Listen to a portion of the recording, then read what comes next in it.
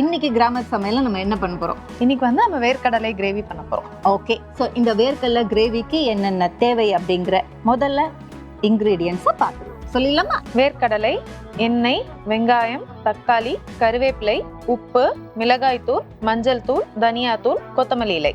வேர்க்கடலை தான் main ingredient. Ingredient. Okay, இந்த வேர்க்கடலை மசாலா அப்படிங்கறது நம்ம ரோட் சைடுல பாப்போம்ல, அதை போட்டு மிக்ஸ் பண்ணி கொடுப்பாங்க. அதுக்கும் இதுக்கும் அதே மாதிரி தானா? இது வந்து ஒரு சைட் டிஷ்ஷா வச்சுக்கலாம். நம்ம இப்ப சப்பாத்தி, ரொட்டி அந்த மாதிரி சாப்பிடும் போதோ இல்ல ஒரு வெரைட்டி ரைஸ் சாப்பிடும் போதோ இது சைட் டிஷ்ஷா வச்சா ரொம்ப நல்லா இருக்கும். ஹெல்தியும் கூட. ஓகே, எப்படி ஆரம்பிக்க போறோம்? ஓகே, நம்ம ஃபர்ஸ்ட் வாணலியில வேர்க்கடலையை லைட்டா வறுத்துக்கலாம். ஓகே, ஸ்டவ் ஆன் பண்ணிடலாம். இதுல வந்து வேர்க்கடலையை வறுத்து செய்யறதுனால கொஞ்சம் நல்ல மணமா இருக்கும். இப்போ வெறும் வாணலியில தான் வறுக்க போறோம். ஆல்ரெடி வறுத்ததா இருந்தா கூட நீங்க ஒரு தடவை வறுத்தீங்கன்னா நல்லா ஈஸியா பவுடர் ஆகும். அதனால லைட்டா வறுத்துக்கலாம். அண்ட் மறுபடியும் வறுக்கும் போது கொஞ்சம் கூடுதல் அந்த கிறிஸ்பினஸ் ஆகட்டும், ஃப்ளேவரும் கொஞ்சம் அதிகமா. நீங்க எப்போ வறுத்து வச்சது வந்து அப்போ கொஞ்சம் வாடின மாதிரி தான் இருக்கும். இப்போ நீங்க இன்ஸ்டன்டா வறுத்து செய்யும் போது நல்ல மணமா இருக்கும். இது நல்லா வறுத்துட்டு ஆற வச்சு பவுடர் மாதிரி லைட்டா, அதாவது ரொம்ப பவுடரா இல்லாம ஃபைன் பவுடரா இல்லாம குறை குறைப்பா திரிச்சு வச்சுக்கலாம். இது எந்த ஊர்ல ஸ்பெஷல் இன்கிரீடியன்ஸ் எல்லாம் போட்டு பண்ற இந்த ரெசிபி? இது வந்து நார்த் சைட்ல சாப்பிடுவாங்க. நம்ம ஊரு சவுத் சைட்லயும் பாத்தீங்கன்னா வேர்க்கடலை வந்து பசங்களுக்கு ரொம்பவே நிறைய கொடுப்பாங்க. அந்த வேர்க்கடலையை வச்சு மிட்டாய் அந்த மாதிரிலாம் நிறைய செய்யும் போது வேர்க்கடலை வந்து உடம்புக்கு நல்லது அப்படின்றதுனால அப்போ நம்ம வேற மாதிரி கொஞ்சம் காரமா செஞ்சா எப்படி இருக்கும் அப்படின்ற மாதிரி செஞ்சு பார்த்தா எப்படி இருக்கும் சாப்பிட்றதுக்கு. ஒரு சைட் டிஷ் எப்ப பார்த்தாலும் ஒரு கிரேவி அந்த மாதிரியே சாப்பிட்டுட்டு இருக்க பன்னீர் பட்டர் மசாலா இது கொஞ்சம் டிஃப்ரெண்டா இருக்கும் சப்பாத்தி ரொட்டிக்கலாம். ஃபைன். அண்ட் இன்னொரு முக்கியமான விஷயம் அவங்க சொன்ன வந்தது என்ன அப்படின்னா, பசங்களுக்கெல்லாம் வேர்க்கடலை கொடுப்போம். அண்ட் நிறைய பேர் வீட்டில் வேர்க்கடலை சாப்பிடுவாங்க. இது எதனால அப்படின்னு பார்த்தீங்கன்னா, இன்னுமே இதை சொல்லலாம். எத்தனை பேர் வீட்டில் வந்து முந்திரி பருப்பை தாராளமாக வாங்க முடியும் அப்படின்னா, இன்னைக்கு இருக்கிற நிலமையில கூட நிறைய பேரால் அது முடியாது. பட் முந்திரி பருப்புக்கு ஈக்குவலான நிறைய நியூட்ரிஷன்ஸ் வேர்க்கடலையும் இருக்கு. ஸோ அதனால ஒரு அளவுக்கு நீங்கள் மிடில் கிளாஸோ இல்லை லோவர் மிடில் கிளாஸோ இருந்தீங்க அப்படின்னா நிறைய வேர்க்கடலை சாப்பிட்றது நல்லது அப்படின்னு நான் படிச்சிருக்கேன். நம்ம ஹிஸ்டரியில ஒரு மிகப்பெரிய தலைவர் சொன்ன ஒரு விஷயம் அது. அதனால வேர்க்கடலையில அவ்வளோ நன்மைகள் இருக்கு. டெய்லி ஒரு கைப்பிடி அளவு சாப்பிட்டா கூட போதும். நீங்க வந்து வேர்க்கடலை கொஞ்சமா பசங்களுக்கு வந்து வேர்க்கடலை டெய்லி ஒரு கைப்பிடி அளவு சாப்பிட்டா கூட போதும். ரொம்ப நல்ல உடம்பு எனர்ஜி கிடைக்கும். அண்ட் லேடிஸ் விமன் எடுத்துக்கிட்டீங்க அப்படின்னா ஒரு டீனேஜை தாண்டும் போது கண்டிப்பாக வேர்க்கடலையை நீங்கள் கொஞ்சம் கொஞ்சமாக அதை ரெஸ்ட்ரிக்ட் பண்ணணும்னு சொல்லுவாங்க. ஏன்னா அதில் வந்து எண்ணெய்த்தன்மை அதிகமாக இருக்கிறதால நிறையா பிம்பிள்ஸ் வரும் அப்படி இப்படின்னு ஒரு விஷயமும் இருக்குது. பட் எல்லாருமே அதுக்கு அலர்ஜி ஆக மாட்டாங்க. ஒரு சில பேருக்கு இது இருக்கலாம். ஓகே, ஸோ இப்போ வேர்க்கடலை ரெடி ஆயிடுச்சு. அடுத்த விஷயம் நம்ம வேர்க்கடலை எடுத்து வச்சுட்டு பண்ண போகிறோம். ஆற வச்சிடலாம். ஸோ இப்போ எடுத்து வச்சிருவோம். இப்போ நம்ம இதை ஆற வச்சிடலாம். ஸோ இங்கேருந்து நம்ம அடுத்து என்ன கண்டினியூ பண்ணி இப்போ வந்து எண்ணெய் ஊற்றிக்கலாம். ஸ்பூனு இதோ இந்த ஸ்பூனா இல்லை இதுவா? ஓகே, இதில் நம்ம வந்து எண்ணெய் சேர்த்துட்டு கொஞ்சமா கருவேப்பிலை. இதுல வந்து ஃபர்ஸ்டே நம்ம எண்ணெய் சேர்த்துக்கலாம் கொஞ்சம் அதிகமாவே. ஏன்னா ரெண்டாவதுலாம் நம்ம சேர்க்க போறது இல்லை. இது கொஞ்சம் எண்ணெய் பிரிஞ்சு வரும்போது நல்லா இருக்கும். ஓகே, இதுல கொஞ்சமா கருவேப்பிலை சேர்த்துட்டு கட் பண்ணி வச்சிருக்கிற வெங்காயம் சேர்த்துக்கலாம். ஓகே, இது வந்து ஒரு பெரிய சைஸ் வெங்காயம் எடுத்தீங்கன்னா கரெக்டா இருக்கும். உள்ளி எடுத்தாலும் சின்ன வெங்காயம் எடுத்தாலும் நம்ம குட்டி குட்டியா கட் பண்ணி கூட சேர்த்துக்கலாம். சேர்த்துட்டு இதை நல்லா வதக்கணும். ஸோ இப்போ வெங்காயம் சொல்லும்போது எனக்கு ஒரு ஞாபகம் வருது. நான் நிறைய இடத்துல பார்த்துருக்கேன், இந்த வெள்ளை கலரா ஒரு வெங்காயம் இருக்கும். ஸோ நம்ம நார்மலா யூஸ் பண்ற வெங்காயம் விட அது கொஞ்சம் டிஃபரெண்ட் கலர். அந்த வெங்காயம் எதுக்கு யூஸ் பண்ணுவாங்க? அது ஆக்சுவலா வந்து நீங்க அந்த கிரேவி மாதிரி பண்றாங்கல்ல, அந்த இதுக்கு எல்லாமே நல்லா இருக்கும். நீங்க இந்த இதை விட அது கொஞ்சம் காரம் கம்மியா இருக்கும். இதுல கொஞ்சம் காரம் விறுவிறுப்பு இருக்குல்ல, அதுல கொஞ்சம் காரம் கம்மியா இருக்கும். ஆனா மோஸ்ட்லி நம்ம சைட்ல அதை யூஸ் பண்ண மாட்டாங்க. அது வந்து இந்த பன்னீர் பட்டர் மசாலா இந்த ஸ்டிக்ல செய்யற 65 அந்த மாதிரி செய்வாங்கல்ல, அதுக்கெல்லாம் வைப்பாங்க. ஏன்னா அது அப்படியே சாப்பிடும்போது காரம் கம்மியா இருக்கிறதுனால அப்படி சாப்பிடுவாங்க. ஓகே, வேர்க்கடலையை கொஞ்சம் கோர்ஸா அரைக்கணும் அப்படின்னாங்க. அதை நம்ம இடிச்சு வச்சிருக்கோம் அப்படின்னு தான் சொல்லணும். ஏன்னா அப்படி இடிக்கும் போது தான் வந்து கொஞ்சம் கொஞ்சம் அந்த கோர்ஸா இருக்கும் அந்த மாதிரி. அண்ட் வெங்காயம் எந்த நிலைமையில நல்லா வதங்கிருச்சு. இப்ப நம்ம இதுல மசாலா சேர்த்துடலாமா? இப்போ வந்து தேவையான அளவு உப்பு, அப்புறம் கொஞ்சமா மஞ்சள் தூள்,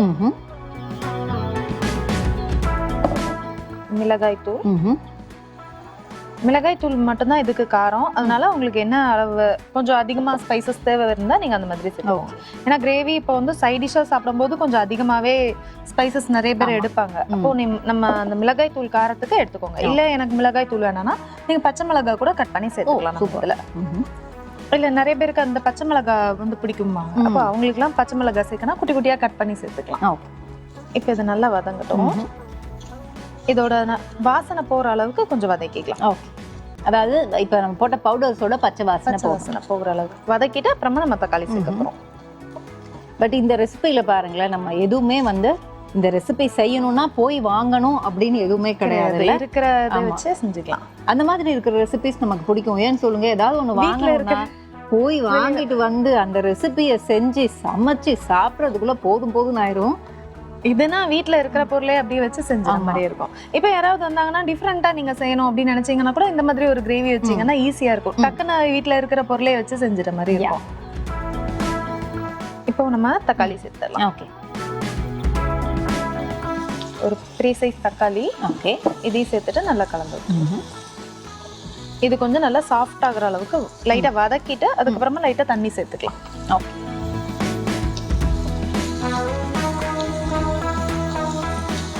இது வந்து நீங்க தக்காளி அரைச்சு கூட நம்ம விழுதா கூட சேர்த்துக்கலாம். இப்போ என்ன, இப்போ நீங்க சீக்கிரம் குயிக்கா வைக்கணும் அப்படின்னு நினைச்சீங்கன்னா அரைச்சு விழுதா சேர்த்தீங்கன்னா கூட உங்களுக்கு சீக்கிரமா கிரேவி அந்த மாதிரி கொஞ்சம் திக்காவும் இருக்கும். இன்னும் கொஞ்சம் ஏற்கனவே வேர்க்கடலை போடுறது நல்லா திக்காகும், இன்னும் கொஞ்சம் நல்லா இருக்கும். இது நம்மளோட ஆப்ஷன் தான். இதெல்லாமே நம்ம வேணும்னா திக்கா செய்யணும் அப்படின்னீங்கன்னா நீங்க அரைச்சு கூட சேர்த்துக்கலாம். இப்போ இது நல்லா வதங்கினதுக்கு அப்புறமா நம்ம தண்ணி சேர்த்துக்கணும். ஃபைன், கொஞ்சம் கொஞ்சமா இப்போ வதங்க ஆரம்பிச்சிருக்கு.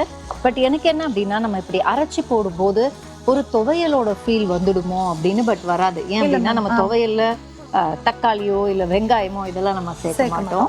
அது டோட்டலி வேற அப்படிங்கறதுனால இது ஒரு டிஃப்ரெண்டான ஒரு கிரேவியா இருக்கு. இது ஏன் முழுசா போட மாட்டேன்றோம்னா, நம்ம வந்து அப்படி சாப்பிடும்போது ரொம்ப கிரன்ச்சியா இருந்தா ஒரு சைட் டிஷ்ன்றப்ப ரொம்ப அதிகமா சாப்பிட முடியாது. இந்த மாதிரி இருந்தீங்கன்னா கொஞ்சம் அதிகமா கூட சாப்பிடலாம். அதனால நம்ம அரைச்சு போடலாம். இல்ல இது வேகிறதுக்கும் கொஞ்சம் டைம் எடுக்கும், அது மட்டும் கொஞ்சம் கிரன்ச்சியா தெரியுற மாதிரி இருக்கும். அப்படி இல்ல நீங்க எனக்கு அப்படி பிடிக்கும் அப்படின்னா இது ஒரு ஹாஃபா அரைச்சு சேர்த்துட்டு ஹாஃபா வந்து முழுசா கூட நம்ம சேர்த்துக்கலாம். இப்போ பார்த்தீங்கன்னா நல்லா சாஃப்டாக ஆரம்பிச்சிருச்சு. இந்த ஸ்டேஜில் கொஞ்சமாக தண்ணி சேர்த்துக்கலாம். ஓகே, தண்ணிங்கிறது இங்கே இருக்குமே இதுதானே? ஆக்சுவலாக எங்கள் எபிசோடில் தண்ணி வந்து வேற மாதிரி ஒரு ஜக்கில் இருக்கும். இந்த ஜக்கு பாருங்க எப்படி சீசா மாதிரி இருக்கு பாருங்க. ஆட் பண்ணட்டுமாப்பா? கொஞ்சமா போதும்.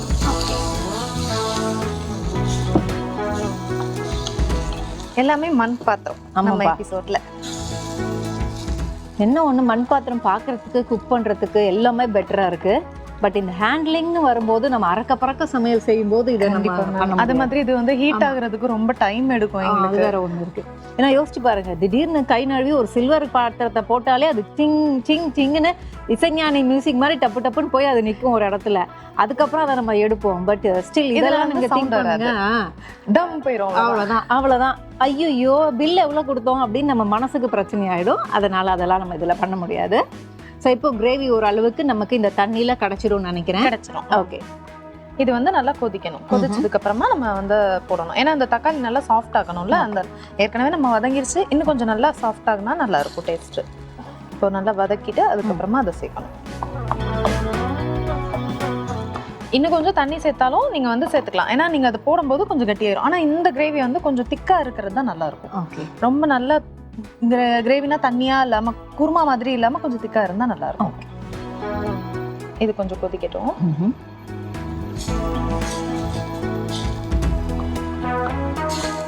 இன்னும் கொஞ்சம் மசியல, நமக்கு அந்த மசியது வந்துருச்சுன்னா நெக்ஸ்ட் அடுத்த இன்கிரீடியன்ட் ஆட் பண்ணிடலாம். இதுலயே நீங்க காரம் உப்பெல்லாம் வேணா டேஸ்ட் பார்த்துக்கலாம். அப்படி பாத்தீங்கன்னா உங்களுக்கு வேணும்னா கூட சேர்த்துக்கலாம். அப்புறம் ஆட் பண்ணிக்கலாம்.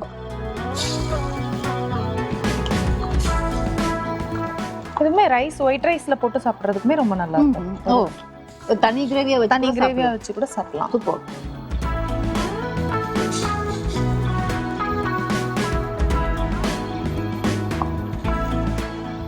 இப்போ நல்லா சாஃப்ட் ஆக ஆரம்பிச்சிருச்சு. நம்ம அந்த வேர்க்கடலை சேர்த்துலாமா? அப்படியே ஆட் பண்ணிடுவா? அப்படியே ஆட் பண்ணிடலாம்.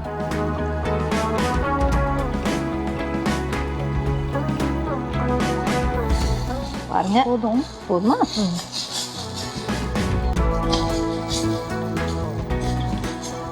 இது வந்து கொஞ்சம் கொதிச்சு வரணும், எண்ணெய் பிரிஞ்ச வர அளவுக்கு கொதிக்கணும்.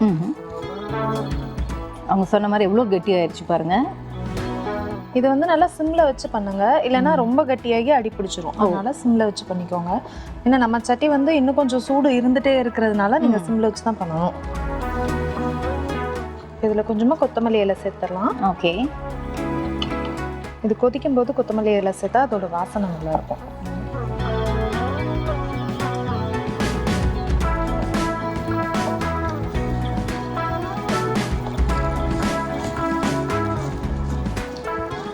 இப்போ ஆல்ரெடி வந்து நம்ம இதை ஒரு ரைஸுக்கு தனி கிரேவியாக கூட வச்சுக்கலாம் அப்படின்ட்டாங்க. அண்ட் சப்பாத்தி நீங்கள் குருமாவே பண்ணி போர் அடிச்சிருச்சு அப்படின்னா இதை கூட சாப்பிட்லாம். அண்ட் இன்னொன்று விஷயமும் சொல்லிட்டாங்க, இது நம்ம வந்து ஃபுல்லாக இதை வந்து கோர்ஸாக அரைக்கணுங்கிற அவசியம் இல்லை. ஒருவேளை நம்ம அந்த வேர்க்கல்லையை வேக வச்சுருப்போம் தெரியுமா, அப்போ கூட வந்து கொஞ்சம் நீங்கள் அதை க்ரஷ் பண்ணிவிட்டு மீதியை அப்படியே ஆட் பண்ணாலும் டிஃப்ரெண்ட்டாக இருக்கும். ஸோ எப்படியோ கிரேவி உங்களுக்கு எப்படி தேவையோ அப்படி நீங்கள் உங்கள் இஷ்டத்துக்கு இதை பண்ணிக்கலாம். ஸோ அவ்வளோதான் நினைக்கிறேன்ல, நம்ம எல்லாத்தையும் ஆட் பண்ணிட்டோம். முடிஞ்சிருச்சு. ஓகே. ஸோ இது ஒரு திக் கிரேவியாக தான் இருக்க போகுது. திக்காக தான் இருக்கும். இது வந்து தண்ணியாக இருக்காது. அதான் நம்ம ஏற்கனவே இது வந்து ரைஸில் அப்படியே ஒயிட் ரைஸில் போட்டு சாப்பிட்ற மாதிரி தான் இருக்கும். நம்ம ஒயிட் ரைஸ்லேயோ சப்பாத்திக்கோ ரொட்டிக்கோ எதுக்கோ ஒன்று சைட் டிஷ்ஷாக வச்சு சாப்பிடும்போது நல்லா இருக்கும். ஓகே. நீங்கள் இதே வந்து சப்பாத்தியில் ரோல் பண்ணி கூட கொடுத்துடலாம். இது அப்படியே நல்லா திக்காக இருக்கிறதுனால ஒரு சப்பாத்தியில் வச்சு ரோல் பண்ணி கையில் கொடுத்தா கூட சாப்பிட்டுக்கலாம். அண்ட் இப்போ தான் பார்த்தீங்கன்னா அந்த ஹீட் படப்பட பேசிகிட்டே இருக்கும்போது இந்த பீனட்ஸோட அந்த ஃப்ளேவர் இருக்குல்ல, அது அப்படியே வந்து வேற லெவலில் அது குக் ஆகிட்டே இருக்கும்போது ஒரு ஃபீல் வரும்ல, அது மாதிரி ஒரு ஃபீல் வந்துகிட்டு இருக்கு. இப்போ ஆமாம், என்ன பிரிஞ்சிருச்சு. அவ்வளோதானே, ரெடி ஆயிடுச்சா? ஸோ இப்போ வேர்க்கடலை கிரேவியை பொறுத்த வரைக்கும் ரெடி ஆயிடுச்சு. சிம்ல வச்சிருக்கோம். ஃபர்ஸ்ட் ஆஃப் பண்ணிட்டு அண்ட் வேர்க்கடலையை பொறுத்த வரைக்கும் பார்த்தீங்க அப்படின்னா நம்ம ஆல்ரெடி சொன்ன மாதிரி கிராமங்களில் ஒரு மிக முக்கியமான ஒரு விஷயம். அண்ட் அது விளையிறதாகட்டும், அதை வந்து வேக வச்சு சாப்பிட்றதாகட்டும், அதில் இருக்கிற நன்மைகள் ஆகட்டும்னு.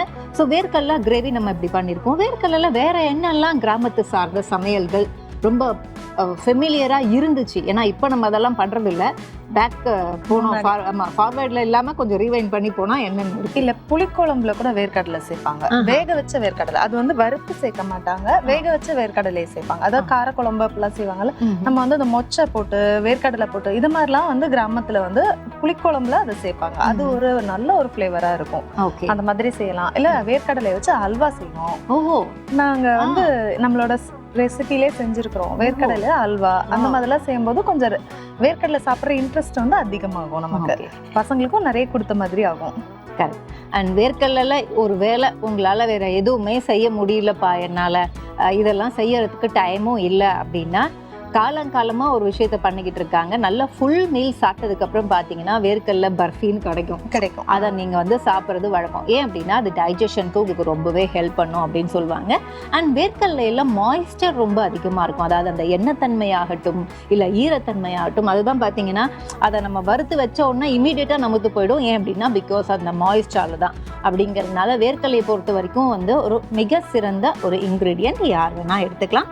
இப்போ கொதிச்சுட்டே இருக்கு, சூடாவே இருக்கு, நம்ம பிளேட்டிங் பண்ணிடலாம். பிளேட் பண்ணி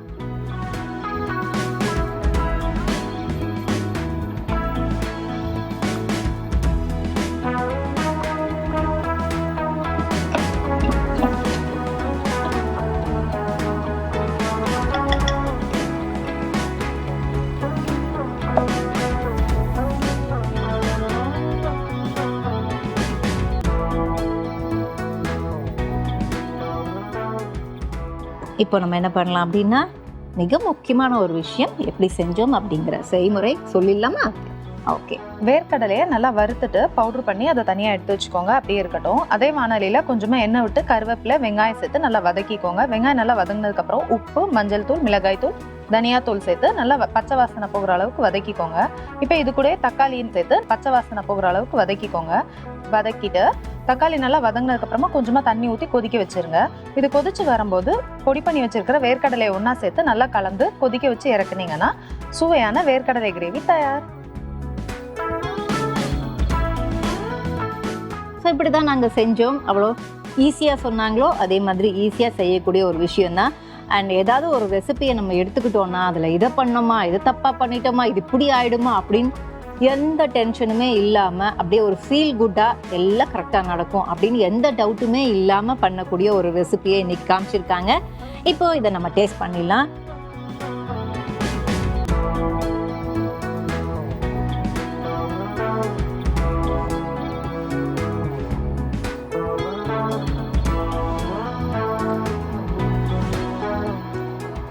இந்த வேர்க்கடலையோட ஃப்ளேவர் கமன்னு இருக்கு இந்த ஃபுல் ரெசிபியில்.